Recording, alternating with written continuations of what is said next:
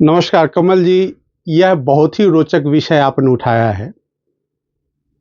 आज जो आम आदमी पार्टी ने साधु संतों को माहवारी देने की बात कही है, आप इस बात के पृष्ठभूमि में जाने की अगर कोशिश करेंगे तो पता चलेगा कि माननीय योगी आदित्यनाथ जो मुख्यमंत्री उत्तर प्रदेश के हैं और माननीय प्रधानमंत्री जी जिन्होंने एक भारत श्रेष्ठ भारत की बात कही, उससे घबरा करके, क्योंकि आपको पता होगा कि पहले आम आदमी पार्टी वो मुस्लिमों की हिमायती थी और वो जो मौलवी थे उनको माहवारी दे रही थी। लेकिन इनको अब ये लगा कि बगैर हिंदुओं को अपने फोल्ड में किए शायद वो सत्ता में वापस नहीं आ सकते हैं।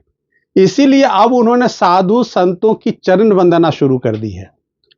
और वो चरण वंदना आज ही मैंने किसी न्यूज़पेपर में देखा कि किस तरह से वो साधु संतों की चरण वंदना कर रहे हैं और उनके प्रति अपनी निष्ठा दिखा रहे हैं। तो शायद मुझे लगता है कि ये इनके लिए मिसफायर न कर जाए। एक तरफ तो इनका जो मुसलमान प्रेम और अब इनका हिंदू प्रेम, तो इनके जो दो मुहापन, जो भारतीय आम आदमी पार्टी का जो दो मुहापन है उसको उजागर कर रहा है। तो पहले उन्होंने मौलवी साहबों को माहवारी देकर के अपने पक्ष में करने की कोशिश की।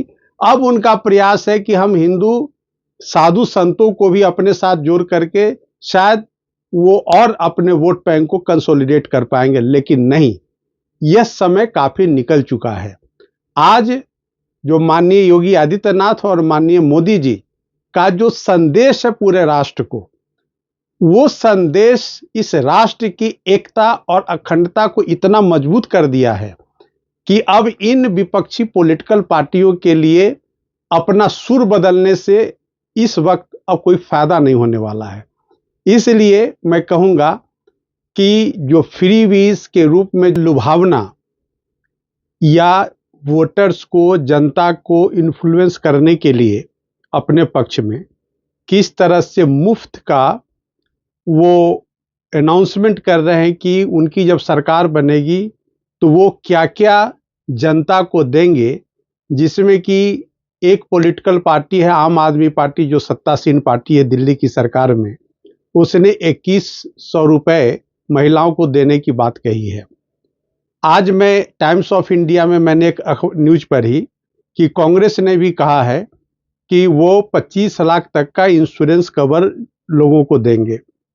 इस तरह से कुछ अन्य भी पॉलिटिकल पार्टीज हैं, उनके तरफ से भी ये आ रहे हैं। तो मुझे लगता है कि जो आम आदमी पार्टी है या कांग्रेस पार्टी है, जो माननीय प्रधानमंत्री जी का जो एक कथन आया पिछले दिनों में कि हम एक हैं तो सेफ हैं, उससे लगता है कि विपक्षी पार्टियां घबरा गई हैं। और उसी घबराहट में वो किस तरह से प्रधानमंत्री जी के एक हैं तो सेफ है के बयान को काउंटर कर सकते हैं, उसके लिए मतदाताओं को, जनता को लालच दे करके, जिस लालच के आधार पर चाहते हैं कि वो वोट अपने पक्ष में कर लें और वो सरकार में बने रहें, इस दिशा में उनका ये प्रयास है। मैं आपको बताऊं कि फ्री बीज पर कई पिटीशंस माननीय सर्वोच्च न्यायालय में लंबित है, उस पर सुनवाई होनी बाकी है। और उन पिटीशंस में ये मुद्दा उठाया गया है कि जो चुनाव के समय में जो पॉलिटिकल पार्टीज या जो सरकार में जो पार्टी हैं, वो जब तक सरकार का 5 साल का टेन्योर होता है तब तक तो चुप बैठी रहती है, लेकिन जो ही चुनाव नजदीक आता है तो फिर वो उनको लालच देने लगते हैं कि मैं आपको ये सुविधा मुफ्त में दूंगा। तो अभी 2100 रुपए का दिल्ली चुनाव में पहला ऑफर आम आदमी पार्टी का आया और कांग्रेस का इंश्योरेंस का आ गया। उसी सिलसिले में भारतीय जनता पार्टी ने भी कुछ अपना ऑफर दिया।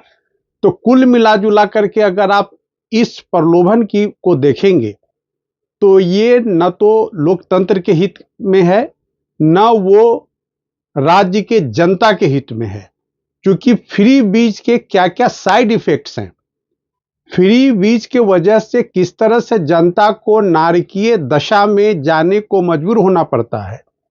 इसके लिए मैं दिल्ली के जो पिछले 5 साल की सरकार, क्योंकि आपको याद होगा जब 2020 में दिल्ली विधानसभा का चुनाव हुआ तो उस वक्त मुफ्त बिजली और मुफ्त पानी देने की बात कही गई, और दिल्ली की जो सरकार है उसने मुफ्त में देने का काम भी किया।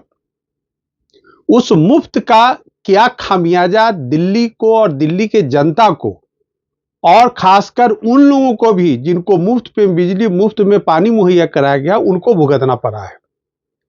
उदाहरण के तौर पे आप देखेंगे कि पिछले 2 बरसात के दिनों में दिल्ली में जो जल जमाव की स्थिति रही, दिल्ली के जो ड्रेनेज सिस्टम था वो किस तरह बुरी तरह ध्वस्त हो गया और मोहल्लों में सड़कों पे पानी का जमावड़ा बना रहा, यातायात बाधित हो गया, लोगों का घर से निकलना मुहाल हो गया।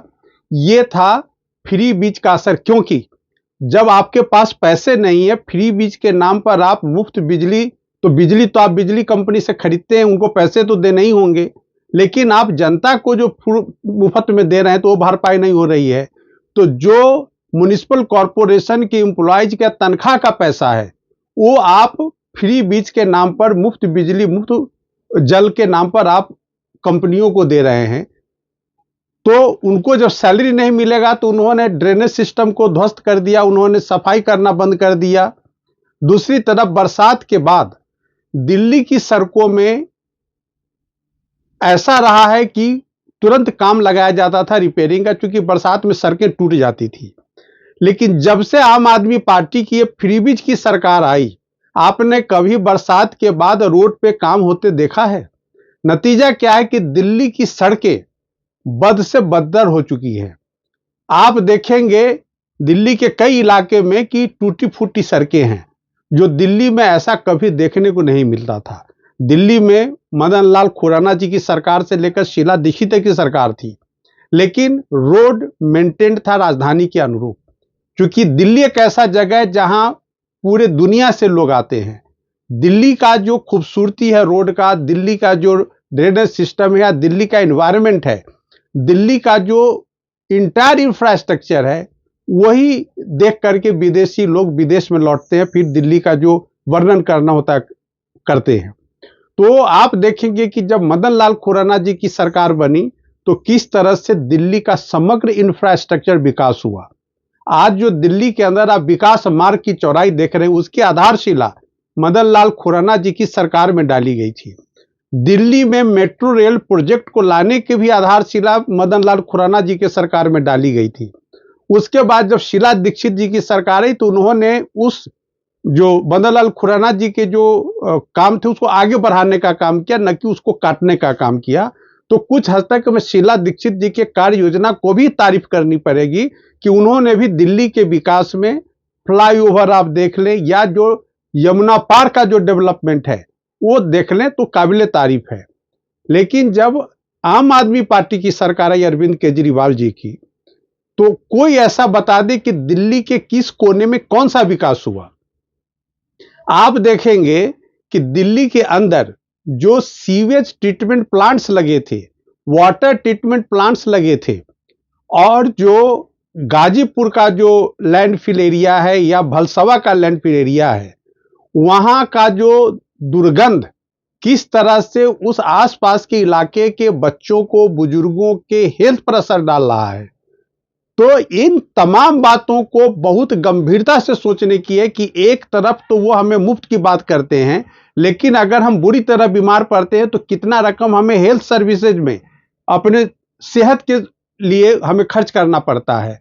तो अगर वो हमें मुफ्त बिजली के रूप में 1000 या 2000 रुपए की सहूलियत देते हैं, तो हेल्थ के नाम पे हमारे बच्चों के, हमारे बुजुर्गों के ट्रीटमेंट पे हमें हजारों रुपए खर्च करने पड़ते हैं। तो इस तरह से एक हाथ से देना और दूसरे हाथ से उसको वापस ले लेना, ये अरविंद केजरीवाल जी की सरकार की पॉलिसी रही है।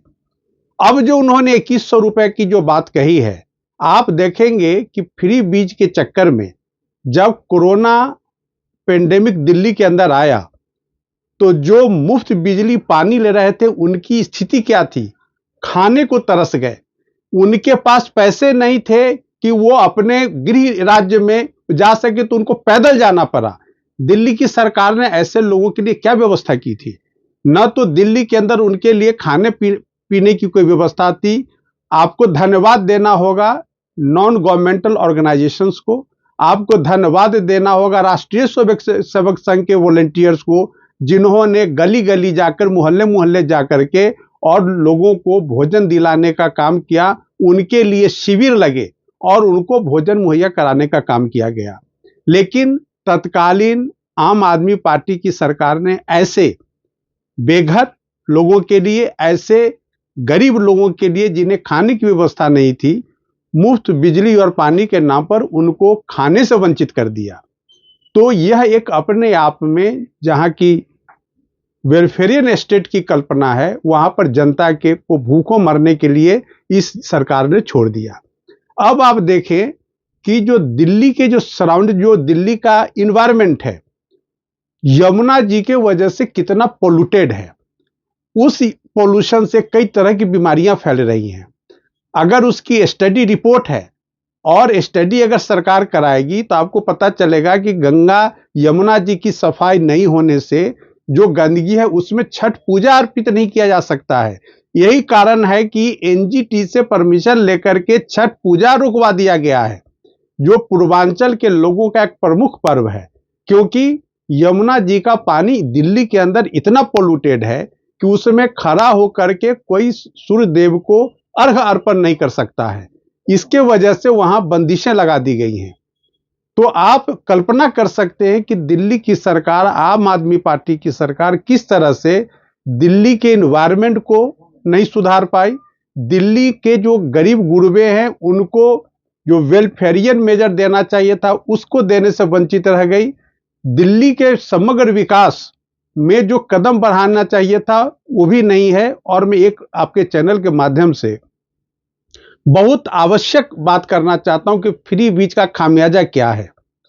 दिल्ली के अंदर 196 गांव हैं, लेकिन 196 गांव के अंदर ग्राम पंचायत नहीं है।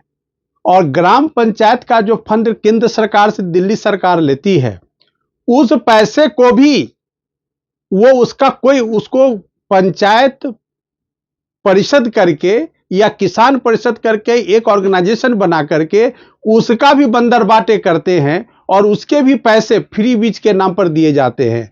तो जो दिल्ली के 196 गांव का जो विकास होना चाहिए, पंचायती राज को कायम करके जो सस्पेंडेड एनिमेशन में है, उसको भी आम आदमी पार्टी की सरकार ने आज तक स्थापित करने का, जबकि भारत के संविधान के 73वें संशोधन में स्पष्ट कहा गया है कि पंचायतों को संसदीय संवैधानिक दर्जा दिया गया है। संविधान के 11वें सूची में जो 29 कार्यक्रम वो पंचायतों के द्वारा लागू किया जाना है। लेकिन दिल्ली की सरकार दिल्ली की जनता को, दिल्ली के ग्रामों को, दिल्ली के गांव के लोगों को उनके पंचायती राज व्यवस्था से वंचित करके रखी है। उनके फंड जो केंद्र सरकार से आते हैं उसका बंदरबाट करके रखा है। यह एक बहुत बड़ा विषय है। तो मैं आपके चैनल के माध्यम से कहना चाहता हूं कि फ्री बीज का जितना बड़ा भुक्तभोगी दिल्ली का समाज है, दिल्ली के लोग हैं और दिल्ली है, इसका जीता जागता इतना बड़ा उदाहरण कहीं नहीं मिल सकता है कि न तो दिल्ली में ग्राम पंचायत है, ग्राम पंचायत के नाम से जो फंड आते हैं वो सारे फंड का बंदरबाट फ्री बीज के नाम पर भी होता है। दूसरी बात कि दिल्ली में ड्रेनेज सिस्टम फेलियर है, दिल्ली में रोड सिस्टम फेलियर है। और अब बात रही पानी की, तो जब दिल्ली के अंदर पानी, जो पीने के लिए पानी का सप्लाई का रिसोर्स क्या है, कुछ बहुत सिलेक्टेड एरिया में गंगा वाटर, नहीं तो मुनक नहर का पानी। अब उस मुनक नहर के पानी का जो प्यूरिफिकेशन होना चाहिए था वो भी प्रॉपर दिल्ली की सरकार करके पीने लायक नहीं देती है। इसलिए हर घर में वाटर प्योरीफायर लगा हुआ है या एक्वा लगा हुआ है। बिना वाटर प्योरीफाई घरों में करके आप उसको पी नहीं सकते हैं। अगर आप बिना प्योरीफाई करके पीते हैं तो आपको अनेक बीमारियां होंगी। इसके लिए भी आपको हॉस्पिटल में जाना पड़ेगा। तो जो ड्रिंकिंग वाटर है, आप मुफ्त में पानी तो दे रहे हैं, लेकिन वो शुद्ध पानी नहीं है, पीने लायक पानी नहीं है। इसीलिए झुग्गी झोपड़ी में आप देखेंगे अनेक बच्चे, बुजुर्ग पानी से संक्रमित बीमारियों का शिकार हो रहे हैं। इसका कोई स्टडी दिल्ली सरकार के द्वारा नहीं कराया जाता है। आप जाकर के देखें शशि गार्डन, आप जाकर देखें यमुना पुस्ता में, आप जाकर के देखें अन्य जगहों पे, दिल्ली के चारों तरफ जो झुग्गी झोपड़ी है वहां किस क्वालिटी का पानी सप्लाई किया जाता है। तो आप किस तरह का फ्री बीज की फ्री वाटर सप्लाई हम आपको दे रहे हैं, ये किस तरह का फ्री वाटर सप्लाई है जो जनता को मरने के लिए मजबूर कर रहा है। तो ये जो एक विभीषिका, एक तरह से आप मैं कहना चाहता हूं कि जो फ्री बीज का जो साइड इफेक्ट है, जो जनता को पता नहीं चल पा रहा है, और ये पॉलिटिकल पार्टीज कि हम वेलफेयर मेजर के नाम पर दे रहे हैं, ये सरासर गलत है। दूसरा इसका एस्पेक्ट कि रिप्रेजेंटेशन ऑफ पीपुल एक्ट की सेक्शन 123 में यह स्पष्ट कहा गया है कि कोई भी चुनाव के समय में अगर आप फ्री गिफ्ट के नाम पर देते हैं तो उसको ब्राइब के परिभाषा के अंदर माना जाएगा।